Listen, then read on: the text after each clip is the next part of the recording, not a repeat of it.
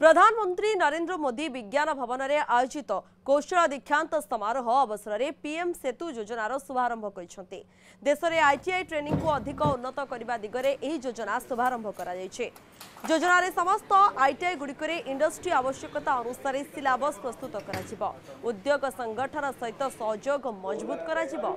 आगामी 5 वर्ष में प्राय 20 लाख युवक योजना माध्यम निजुक्ति योग्य दक्षता पाइबे। एथिपाई 60,000 कोटी टंका निवेश करा एवं 1,000 आईटीआई संस्थार अपग्रेड करा जो 200 हब और 800 स्पोक रहिबो। एही अवसर में झारसुगुड़ा केंद्र आदिवासी व्यापार मंत्री जोएल ओराम जोग देथिले। किरिमिरा एकलव्य आदर्श आवासिक विद्यालय आयोजित कार्यक्रम में केंद्र मंत्री बहु विशिष्ट व्यक्ति जोग देथिले।